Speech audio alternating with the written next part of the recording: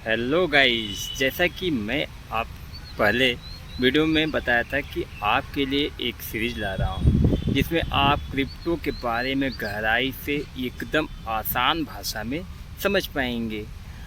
और हमने इसी सीरीज़ का नाम दिया है शुरुआत क्रिप्टो की। इस सीरीज़ को मैंने 5 पार्ट में डिवाइड किया हुआ है। फर्स्ट पार्ट है द फाउंडेशन यानी बुनियाद। इसमें पैसों का बदलते स्वरूप, इवोल्यूशन और ट्रेडिंग इन्वेस्टमेंट के बेसिक अंतर को समझाया गया है। साथ ही ट्रेडिंग व्यू जैसे एनालिसिस टूल्स के बारे में बताया गया है। गेटिंग स्टार्टेड यानी शुरुआत। यहाँ पर बताया गया है कि ट्रेडिंग क्यों सीखनी चाहिए, ट्रेडिंग के कितने प्रकार होते हैं, इसमें ट्रेडिंग खरीदने बेचने और इंडिया के बेस्ट ब्रोकर्स के साथ अकाउंट खोलने की जानकारी दी गई है। पार्ट 3 है एडवांस कंसेप्ट यानी उच्च स्तरीय जानकारी। इस हिस्से में डिजिटल वॉलेट्स यानी हॉट वर्सेस कोल्ड और स्कैमर से बचने के तरीके बताए गए हैं। इसके अलावा मार्केट को एनालाइज करने के 3 मुख्य तरीके जैसे फंडामेंटल, टेक्निकल और न्यूज बेस्ड एनालिसिस पर जोर दिया गया है। फोर्थ पार्ट है कैपिटल एंड नॉलेज, पूंजी और ज्ञान। इसमें बताया गया है कि स्पॉट, फ्यूचर और ऑप्शन के लिए कितने पैसों की ज़रूरत होती है। साथ ही ट्रेडिंग और ऑनवर्ड एक्सपीरियंस की अहमियत क्या है और बिना पैसों के यानी विदाउट रिस्क पेपर ट्रेडिंग करके भी आप लर्निंग कर सकते हैं। 5 पार्ट है स्ट्रेटजीज एंड साइकोलॉजी, रणनीति और मानसिकता।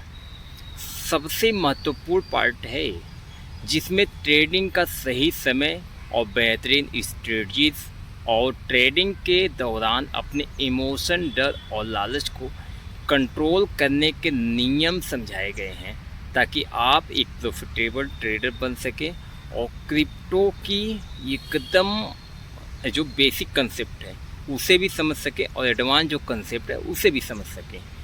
तो गाइस, अब मैं आपको इस सीरीज का पहला क्वेश्चन है what is money with revolution.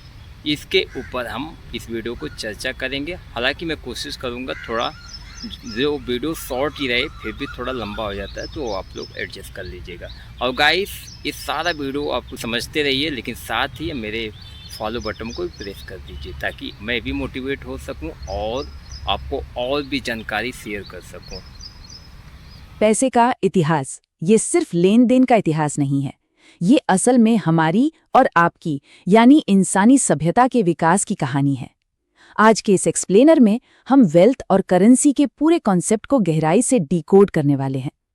पैसे को लेकर जो बातें हम अक्सर सच मान लेते हैं, यकीन मानिए असलियत उससे कहीं ज्यादा दिलचस्प और उलझी हुई है। तो चलिए बिना किसी देरी के सीधे मुद्दे पर आते हैं। अब जरा अपनी जेब या वॉलेट में रखे किसी भी नोट के बारे में सोचिए। मान लीजिए एक 500 रुपए का नोट।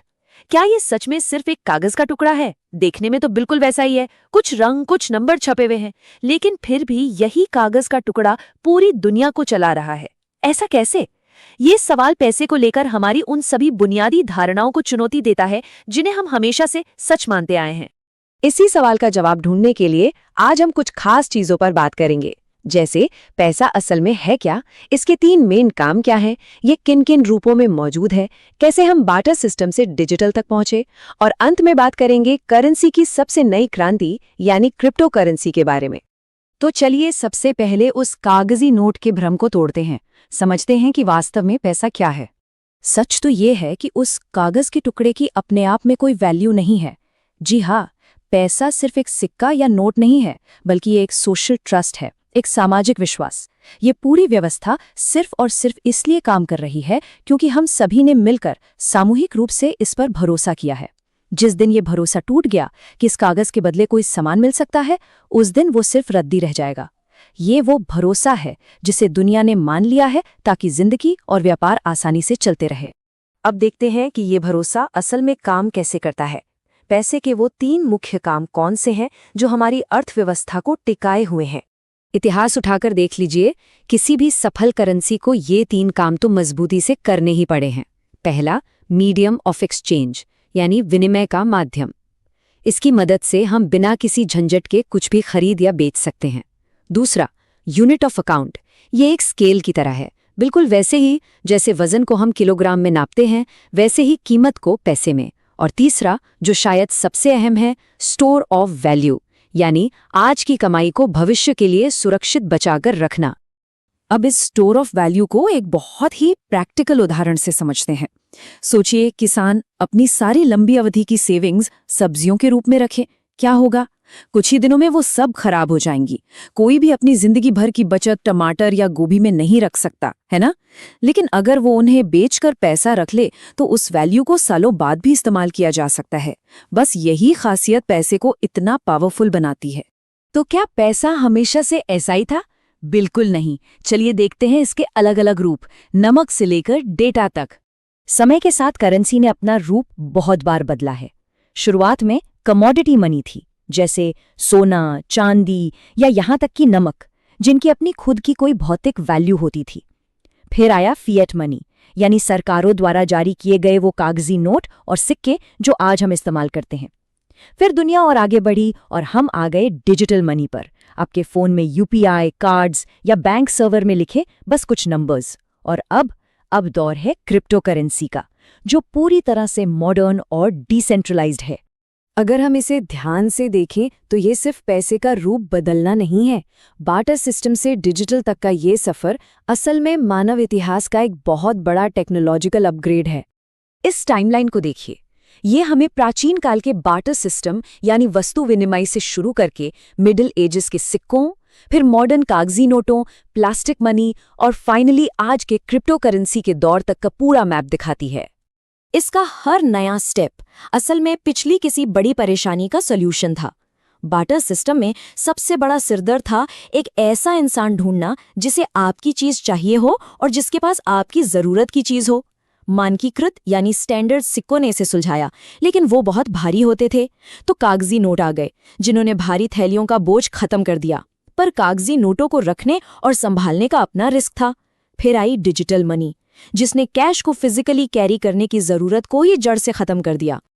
और अब हम इस एवोल्यूशन के सबसे दिलचस्प मोड़ पर आ गए हैं, क्रिप्टो करेंसी, पैसे की दुनिया की सबसे बड़ी क्रांति, जो हमें एक विकेंद्रीकृत भविष्य की ओर ले जा रही है। यहाँ सबसे बड़ा गेम चेंजर है डिसेंट्रलाइजेशन या विकेंद्रीकरण। अब तक इस भरोसे पर कंट्रोल किसका था? किसी बैंक का या सरकार का। लेकिन 2008 में जब सतोशी नाकामोटो ने बिटकॉइन बनाया तो उसने ये पावर इन बड़े सेंट्रलाइज्ड इंस्टीट्यूशन से छीनकर सीधे गणित और ब्लॉकचेन टेक्नोलॉजी के हाथों में दे दी। मतलब अब सिस्टम किसी एक संस्था की मुट्ठी में नहीं है। और ये जो नंबर आप देख रहे हैं 21 मिलियन यानी 2 करोड़ 10 लाख, ये कोई रैंडम नंबर नहीं है। ये बिटकॉइन की मैक्सिमम लिमिट है। इससे ज्यादा बिटकॉइन कभी बनाए ही नहीं जा सकते। ये एक बहुत ही स्मार्ट तरीका है मॉडर्न इकोनॉमी की उस सबसे बड़ी प्रॉब्लम को सॉल्व करने का, जहां सरकारें जब चाहें बिना किसी लिमिट के पैसा छाप सकती हैं। इसकी सप्लाई एकदम फिक्स है और इसके साथ ही आती है 100% ट्रांसपेरेंसी। हर एक ट्रांजैक्शन एक ऐसे डिजिटल लेजर पर हमेशा के लिए रिकॉर्ड हो जाता है जिसे कोई भी बदल या मिटा नहीं सकता। ये प्योर मैथमेटिकल सिक्योरिटी है। इसके लिए आपको किसी बैंक पर भरोसा करने की जरूरत नहीं है। नेटवर्क खुद ही सब कुछ वेरीफाई कर लेता है। तो अगर हम इस पूरे सफर को समराइज करें तो प्राचीन दुनिया का वो सामान के बदले सामान वाला सिस्टम अब पूरी तरह बदल चुका है। हम फिजिकल चीजों से चलकर सरकारी कंट्रोल वाले नोटों से होते हुए अब एक बिना बैंक वाले एकदम सुरक्षित और मैथमेटिकल फ्यूचर की तरफ बढ़ रहे हैं। पैसा सिर्फ जेब में रखा नोट नहीं, बल्कि इंटरनेट पर मौजूद एक सुरक्षित डिजिटल एसेट है। ये बात सुनने में जितनी सिंपल लगती है, इसका मतलब उतना ही गहरा है। करेंसी अब हमारी इस फिजिकल दुनिया की सीमाओं से आजाद हो चुकी है। जब भरोसा कागज से उठकर कोड्स और ब्लॉकचेन में बदल गया है, तो सोचना यह है कि इस सोशल ट्रस्ट का अगला रूप क्या होगा। क्या हम सभी इस पूरी तरह से डिजिटल और डिसेंट्रलाइज भविष्य को अपनाने के लिए सच में तैयार हैं? इसी विचारोत्तेजक सवाल के साथ हम आज का ये एक्सप्लेनर यहीं खत्म करते हैं। इस सफर में साथ जुड़ने के लिए बहुत बहुत शुक्रिया। इस क्रिप्टो सीरीज के 5 पार्ट को हमने पूरी अच्छी तरीके से समझाने की कोशिश की है। आप चाहें तो इसका स्क्रीनशॉट ले सकते हैं, क्योंकि आने वाली नेक्स्ट सीरीज इसी टॉपिक के आधार पर आएगी। तो मिलते हैं नेक्स्ट वीडियो में। जय हिंद, जय भारत।